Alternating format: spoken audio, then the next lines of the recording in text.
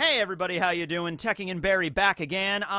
Here's a fun game we can play at the beginning of this video. It sort of ties into today's topic. If you could be any animal on the planet, which one would you choose?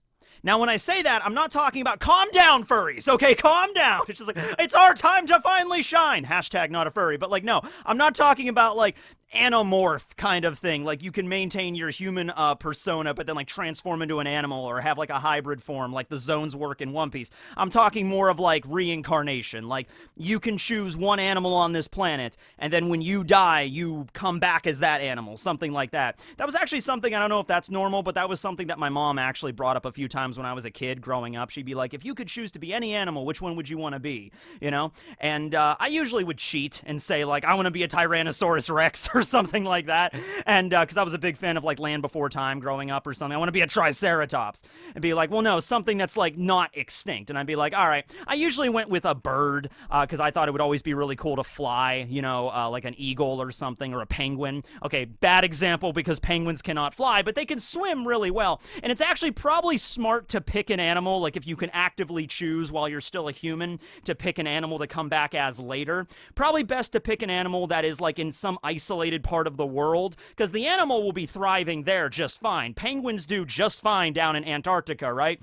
And there's not that many people down there to hunt them and kill them, okay? So that's probably a smart move. Maybe pick an animal that's like, you know, protected, maybe endangered status. It's not good if you're in danger because that means there's less of you, but still, like, the chances of you being protected would be higher, right? It's just, you got to be careful, I guess, which one you pick. But, you know, being a bird, something that could fly would be cool, or a frog. You know, I have frog facts today. This is actually a very interesting one at the end of the video, but yeah, just something interesting to talk about. If you could come back as any animal, which one would you pick? Because today, we are talking about Zoan fruits. A little bit of a spoiler for chapter 1044, but it's not really a huge spoiler, because it's something that I'll be talking about stuff from that chapter, but the thing that the Gorosei mentioned was something that we could honestly infer. And when I first read that chapter, there was so much other stuff going on. I read that line when the Gorosei just mentioned, like, offhandedly in, like, one little panel, oh yeah, Zoan fruits, they do have wills of their own after all, so it makes sense that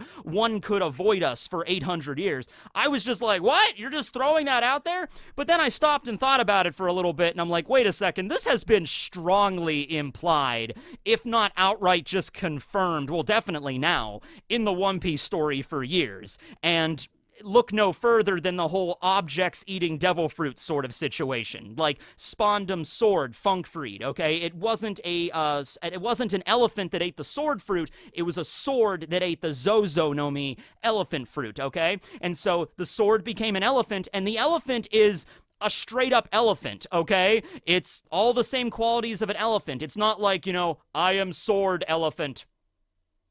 I might take the appearance of an elephant, but I am still sword.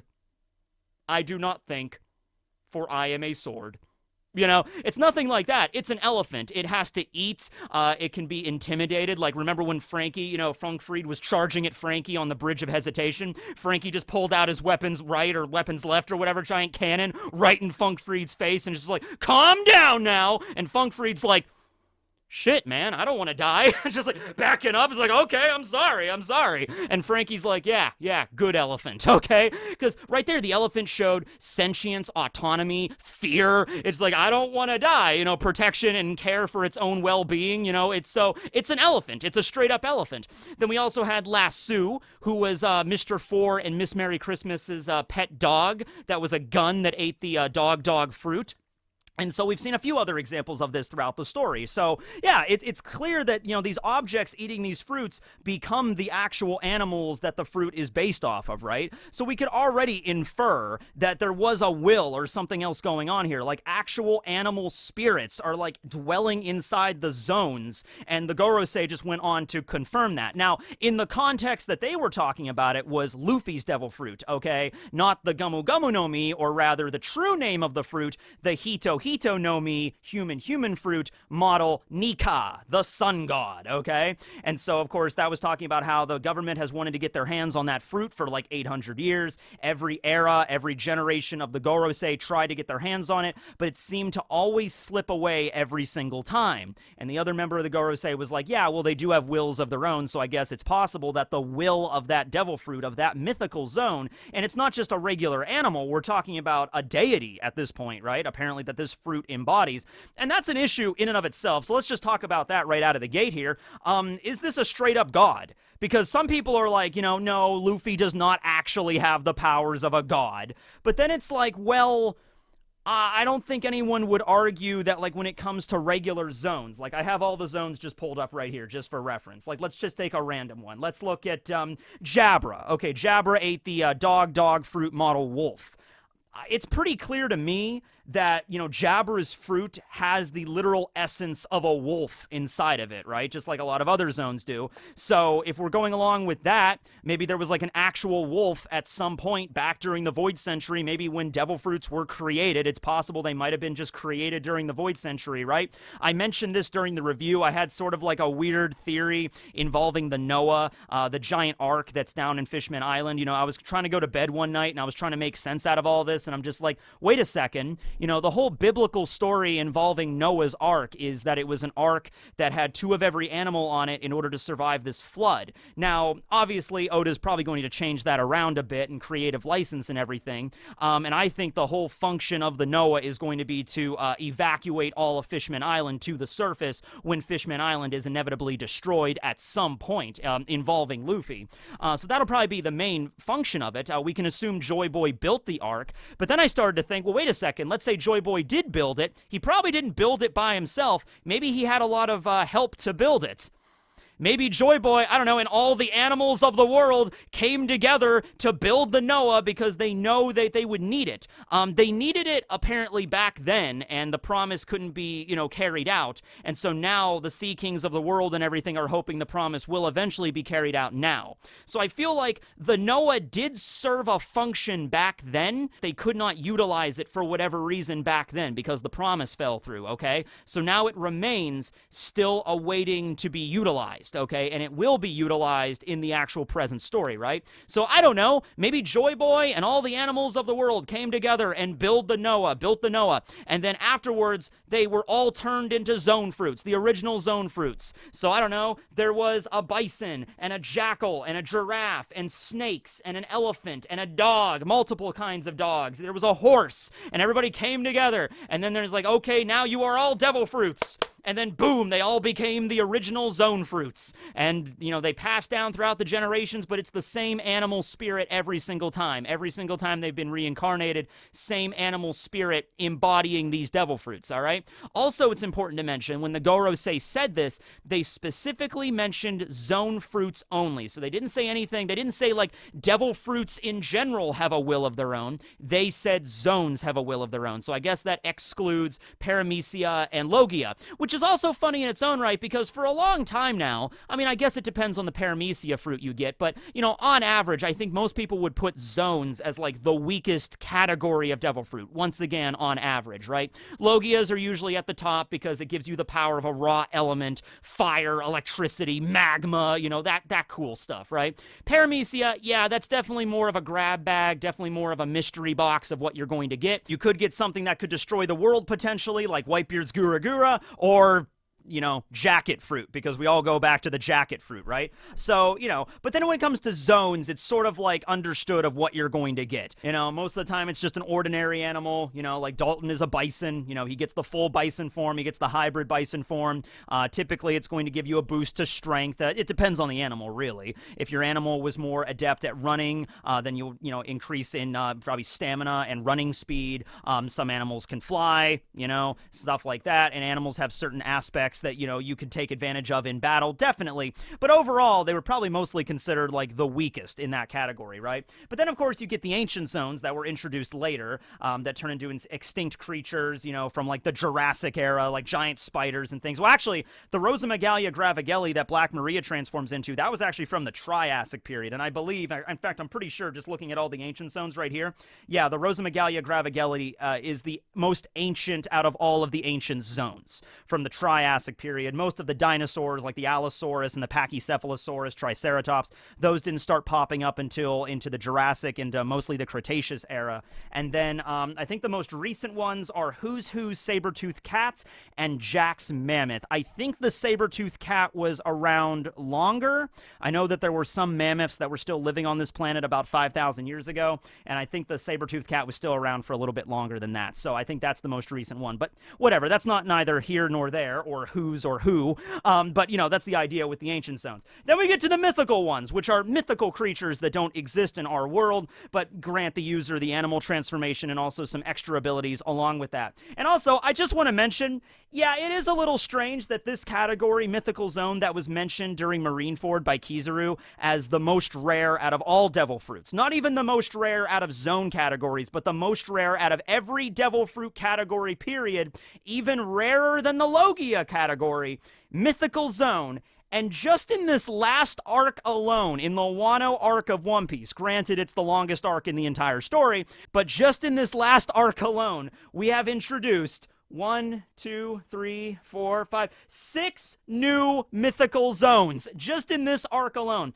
We have Kaido, Yamato, Orochi's, Katarina Devon. Katarina Devon wasn't actually on Wano like the island, but her fruit was revealed to be the nine-tailed fox zone mythical variant during the Wano arc. Onimaru, he has a mythical zone. And then, of course, we have Luffy, who was revealed, that was the big twist, that he has a mythical zone as well. So I find that kind of funny and just a little bit kind of like, what direction are you taking with this, Oda? I mean, Oda could always spin it where it's like, yeah, mythical zones were rare, but the reason they were rare was because they, basically because they all have their own willpower. They all have their own, like, maybe not necessarily their own mind. Like, I don't want you guys to think, like, zone fruits have the ability, like, the actual fruit can, like, grow legs and, like, run away from the world government or anything like that. But they might actually have their own will when it comes to where they are reincarnated. And that might actually explain a hell of a lot of stuff. Because they know, like, the mythical zones are maybe aware the world government is out there, and it's like, we want to stay away from them, because especially if those mythical zones were maybe allies of Joy Boy back in the day, that would actually be really cool. If Joy Boy's crew consisted of Zunisha, a Daibutsu, a dragon, a Yamato no Orochi, a phoenix, a nine-tailed fox, and Joy Boy himself had the power of the Hito no Mi model Nika, who was a sun god, or maybe lorded over all of them or something like that, right? So, people have been wondering, how come there's so many mythical zones on Wano in particular? Because just with Wano alone, well, we have Orochis, we have Kaidos, we have Yamatos, we have Onimarus. But also keep in mind, Kaido got his fruit from Big Mom way back when they were not even in Wano, back when, during the Rocks crew. Orochi got his from Higurashi, who might also have been a member of the Rocks crew. And Yamato's fruit might have originated from Wano. I can't remember. The Makami that she transforms into is a guardian deity of Wano. It's like an older deity. It's not really worshipped anymore, but like it's around. So Onimaru and Yamato's fruits may have very well, like Onimaru definitely, but Yamato's fruit might have originated from Wano as well. It's possible that some of these fruits could have hidden in Wano because that's one of the last bastions in the world where the world government's like tendrils have not reached yet, okay? So it's like when a user of a mythical zone dies and the fruit gets reincarnated, it's only the zone fruits that are maybe able to choose where they get reincarnated to.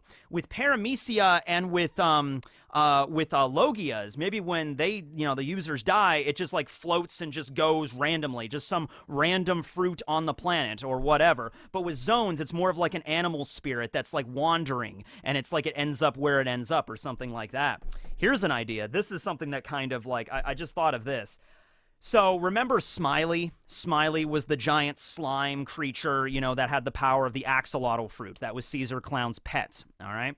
So, That is the only instance in One Piece that we got to see a fruit being reincarnated in real time. Like, Smiley explodes because of the explosive Caesar put inside of it. It explodes, it dies, and then its fruit, the axolotl fruit, immediately gets reincarnated in an apple that's right close to it inside of a sled, okay? And so we see the actual apple transform into the axolotl fruit.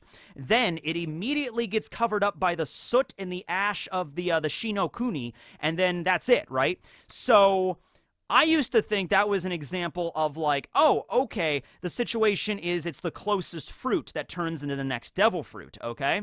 But what if it's the axolotl fruit has a will of its own, as it is a Zoan, and then it decided, hey, I was just manipulated and betrayed by Caesar. You know, I don't want anyone to find me again. I don't want anyone to eat this fruit and become and you know, embody this again. I just want to get away from it. I want to escape from the pain and the suffering and the betrayal that I suffered just now, right? Caesar literally blew up his own pet. It was like a sentient living thing that he just killed, okay? So what if the axolotl fruit's like willpower was like, hey, I'm just going to go into this apple and then it's going to get covered up by this soot and ash and we're in the middle of the Arctic, so it's going to snow on top of me. I'll probably never be found again, you know, and so the axolotl fruit will probably never be, you know, reincorporated again unless somebody actually goes out into the middle of Punk Hazard, digs down through ice and snow and then the layer of the ash and that petrification stuff and then more, you know, snow and then finally finds it. Like, that fruit is gone probably, okay, right? So maybe, though, that was not just an accident. It wasn't just the closest fruit. Maybe that was the will of the axolotl fruit to just be like, I don't want to be reincarnated anymore. And then it's not going to be, right? So there's something with that, right? But then you get to, that's just a regular Zoan, like animal instincts and stuff like that. But then you get to mythical Zoans that, maybe not all of them, but most of them will probably have a level of awareness and intelligence comparable to a human, if not greater than a human. So Luffy's fruit, Sengoku's fruit, even Kaido's fruit. Dragons have been stated to be very intelligent creatures in like lore and everything like that. Same thing with Orochi's. Same thing with Katarina Devon's. The nine-tailed fox, the Kitsune, were mentioned to be very intelligent. They were like trickster kind of demons, okay? And that goes back to like Kurama, for example, in Naruto. But there's a bunch of different lore involving, involving nine-tailed foxes. The same thing with Yamato, who also has the power of a straight-up deity, the Makami. And then Onimaru. I forget what Onimaru's devil fruit is. I know it's a Hito Hito, but it's the Hito Hito no Mi model Onyudo, which is a yokai. So it also would probably have intelligence comparable to that of a human or something like that, right? At least, you know, close to it. So, yeah, when it comes to mythical, though, it's like not just animal instincts, you know, it's like, okay, I have been reincarnated, and now I get to choose where I want to get reincarnated next. And with the case with Luffy's fruit, it's like, I'm going to try to avoid the world government by any means necessary, okay? Now, what might have happened is that the fruit reincarnated somewhere in the East Blue. The last person that had it before Luffy, okay, they die. Fruit gets reincarnated. This could have been a long time ago. It could have been over 100 years ago or something like that, the last time somebody had this fruit. The Garosei have mentioned that many people have had the Gamu Gamu no Mi, or, you know, the sun god fruit in the last, you know, few centuries, in the last 800 years, but they didn't tell us how many times it was reincarnated. It probably wasn't reincarnated an insane number of times. If it was actively avoiding the world government, it probably went off to a lot of different, like, random corners of the globe to be reincarnated there. Maybe the world government caught on to this. Maybe the world government started to think like, hey, okay, if this fruit is actively avoiding us, if it's going to places where the world government cannot reach, what if we send out expeditions to the furthest corners of the globe? And they went really out into the east. I mean, like, they were out there, the world government CP9, I mean, that was in the middle of nowhere pretty much. And then sure enough, they found it. Now, while the Zoan fruit is an actual fruit, it can't do anything about it. It's a fruit, okay? It can't just, like, drop from the branch and grow legs and then just run away or float away from the world government or whatever like that. You know, Who's Who back then, like 12 years ago with CP9 back then, he's like, all right, sir, we found it. And Who's Who's like, okay. And he goes to pick the Gamu Gamu no Mi off a tree branch and it, like, breaks off the branch and begins to float away. He's like, wait, where are you going? Get back here! You know, like something like that. That would be really funny. But no, they can't do that. They might get to choose where they reincarnate, but they can't exactly choose who finds them or the like who gets the power. Whoever picks up the fruit and eats it receives the power, and that's how it goes right then and there, right? Now, when it comes to having their own willpower, would that affect the will of the, you know, the life form that's eating it? Would that, you know, clash with that in any way? Here's something to make you think. Here's Chopper, you know, Tony Chopper, doctor of the Straw Hat Crew. Awesome, you know, he's doctoring. Chopper was a regular reindeer. I mean, he was a reindeer with a blue nose, but he was effectively a regular reindeer. He was a little scrawny. He was like the runt of the herd, and he had a blue nose, and everyone made fun of him. They wouldn't let him play in their reindeer games with whatever, Chopper. It's okay. You don't need them. But he was just a regular reindeer, and he just ate the fruit, and he turned into a human.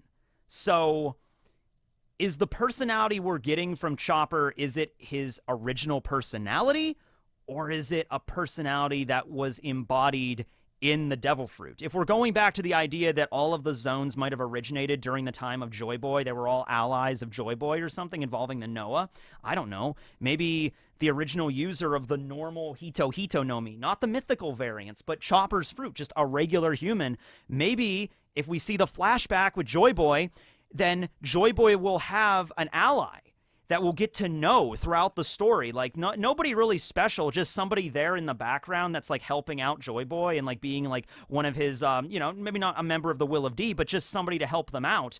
And then maybe that person will get turned into a devil fruit, and it's like, oh, that person's spirit lives on in Chopper's fruit. And then we could maybe get a little bit of character development involving that. Like, what, like existentially and, like, you know, psychologically, what does this mean? I think it would make the most sense that it's a combination of both. It's sort of like Vision in, you know, Age of Ultron, when Vision was created, okay? I don't read Marvel comics. I'm sure there's a lot more lore involving Vision in the comic books, but just going off the cinematic universe here, when Vision was created with the Mind Stone and, like, Jarvis's, like, CPU or whatever and everything, and Vision, like, came out in his new body, he's like, I'm not Ultron. I'm also not Jarvis, I'm something else. Like, it's everything mixed and meshed together, creating a whole new being, okay? Or another way to, like, bring it back to anime, think about it like in the context of the fusion dance in Dragon Ball. It's not two people in the same body, like, arguing or talking to each other. It's the melding of two souls into one new being. It might have been a situation like that with not just Chopper, but anybody that's eaten a human fruit. So Luffy included, Sengoku included, Onimaru, well, Onimaru also, well, no, yeah, Onimaru would count. You know, but anyway, the idea of like these two souls melding together. Now, most of the time, with regular zones, yeah, they're just more, you know, typical animals, like a giraffe or anything like that. Although it was mentioned that carnivorous animals give their users more bloodthirst, and that makes sense. Lucci was raised to be an assassin, right? And we don't know much about Lucci's backstory. We know a little bit, but not a lot. But, you know, what if he was just like a by-the-book kind of assassin, kind of shut off his own emotions a lot of time? But when he ate the Neko no Mi motto leopard, and he became a leopard, that is a carnivorous animal, his bloodthirst just went through the roof. And so he's still an assassin, he's still a professional, but it's like he has this like oh, I'm not just gonna assassinate the enemy, I'm gonna slice them apart and then drink their blood. And that's like his devil fruit talking. That's the spirit of the leopard that's inside of him melding with his own. Jabber is the same way, being a wolf. Wolves are wolves omnivorous, or are they carnivorous? I want to say a wolf would be mostly carnivorous. I can't imagine wolves eating lots of, like, fruits and vegetables. Maybe they do. I don't know. But I would always imagine, like, a wolf would be carnivorous. Bears, I know. Bears are omnivorous. Walruses are omnivorous. But I don't know about that. But my point is, like, yeah, so there's an example right there of the kind of animal that you become. It's not like you can turn into them whenever you want and you have complete control over it. No. In the case with carnivorous zones that crave blood and meat, that will affect you at a psychological level, okay? okay? It will change the kind of person you are a little bit, okay? And that's just with regular animals. When it comes to humans and, you know, these mythical zones that can think even maybe on a higher level than regular humans can, you might be talking about two souls melding together in that situation. So that's the situation with Chopper. That would be so wild, right? If we like learned about that, like there was somebody in Joy Boy's past turned into a devil fruit. Oh, that's the original human fruit. He's inside you now, Chopper. Chopper's like, what? Because you get into a whole new level of like I said, like just psychological, like how does this work? Because like Chopper is a human now. He's full of like expressing love for like, I don't know, like nature and things like that, you know, like at a greater depth than most animals can. Like, let me put it this way. When I was doing elephant facts a few months ago, I did one where like elephants can learn how to draw. So you can look up and you can see elephants taking a paintbrush and like lifting it up with their trunks and painting like pictures. And you look at that and you're like, oh my God, elephants, do they have the capability of understanding like art? Like, how does this work? And I looked into it, and what I really learned from it was that no, it wasn't really so much that. It was just basically they have really good memories, and if you teach an elephant to draw a picture, it can draw that picture over and over again, but it's the same picture every time. You know, it's not like the elephant is looking out over the African savanna at the beautiful, you know, the sunset, and the birds are in the sky, and you know, a human gives it a canvas and a paintbrush, and it will paint like a different sunset or a different scenery like every single day or something like that. It's the same image every single time. So think of it something like that with an animal, like an elephant or a deer does not look at a sunset and think of it like, wow, that's beautiful. Or they don't look up at the sky and wonder like, what are all those dots in the sky? What does it really mean? What is our place in the universe? You know, like humans do that. Okay. And Chopper is capable of that now, but he only got that through the power of a devil fruit. So it really makes you wonder stuff. Oh my God, there's so many ways to take this, right? You know, and then we have Marco. I mean, Marco, I feel like I don't want to leave him out here because he's the only mythical zone I really haven't brought up. You know, I don't know much about phoenixes, honestly, in lore. I haven't read that much about them in myth, but I'm imagining they're fairly intelligent. Maybe not as intelligent as, like, you know, deities like the dragons were or whatever, but I imagine, you know, phoenixes are pretty intelligent, right? And so, you know, Marco might have, you know, melded with him a little bit. Maybe that's the reason he became a doctor, you know, because the whole idea of a phoenix is the flames of revival and to heal others, maybe merging with the essence of a phoenix, because, you know, Marco ate that fruit when he was an apprentice pirate, when he was like a teenager. He wasn't a doctor yet. And so maybe it was because of the influence of that fruit that got him interested in, like, I want to help people. I want to become a doctor, right? And that's so why he does that, right? But then, of course, you start getting into the whole situation of, like, all right, if that's true, then that means that, you know, the sun god fruit, Nika, that's inside of Luffy, that might change his personality. And once again, it might not be like, you know, once again, it's not like a possession or anything, but it like does influence Luffy's personality in maybe a little bit of a way of how this exactly went. Okay? I'm not really sure. Yeah.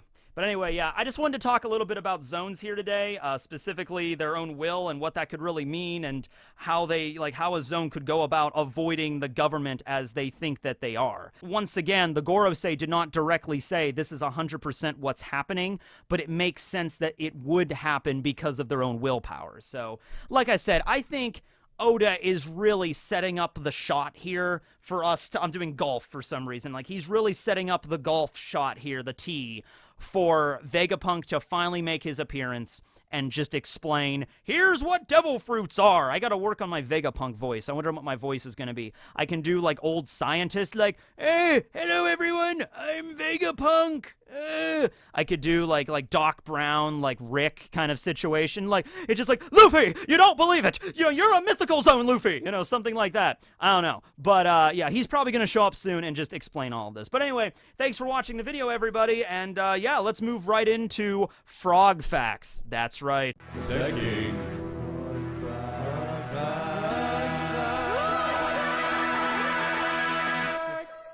All right, so this is a fun one.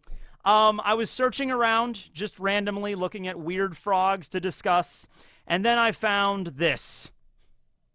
A frog. But that's not the front of a frog. No, that's the back of a frog.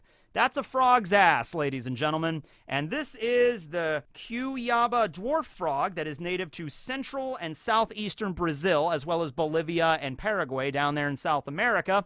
And this is a very unique defense mechanism that it utilizes. And a lot of animals utilize this, okay? This frog is not the only example of that. The idea of having a specific pattern on your body that you can inflate or like flutter out. Like, for example, moths. Very large moth species will have like the eye or the face on the back of their wings. So if a predator appears, it can like, fan out its wings and it looks like a giant face. And then, the animal's like, whoa, okay, and then it leaves, right? So there's a lot of animals that utilize this. But in the case with this frog, it's utilized on its rear, on its backside. And when the frog feels threatened, it will turn around and moon you. And not only will it moon you, it will also inflate its own ass. And it has this, the appearance of giant eyeballs as the markings on the back of it to stare at a predator and get it to back away. And if it doesn't, if it still approaches the frog, there are actually certain points where it can secrete a foul-smelling, odor. Not from that, just it's something else, specifically for defense, will squirt out of the back, right in the center of these two eye-like markings, will squirt right in the face of anything that's trying to attack it. The innuendos with this one. And then it will back away, right? And so, yeah, that's the Cuyaba dwarf frog. It's only about 4 centimeters long. They are very explosive breeders. That's right from the Wikipedia article. It says explosive breeders, okay? Where after a heavy rainfall, they will just get busy, okay? And so on average, a single clutch of eggs could have over 3,800 tadpoles. Okay, so yeah, they get busy after heavy rainfall down there in South America. And if anybody tries to attack them, they turn around, inflate their butts, and they have giant eye markings. And if they get closer, they squirt something out of their eye butts. Yeah. Okay. Isn't nature beautiful? Thanks for watching, everybody. This will be Tekking, signing out.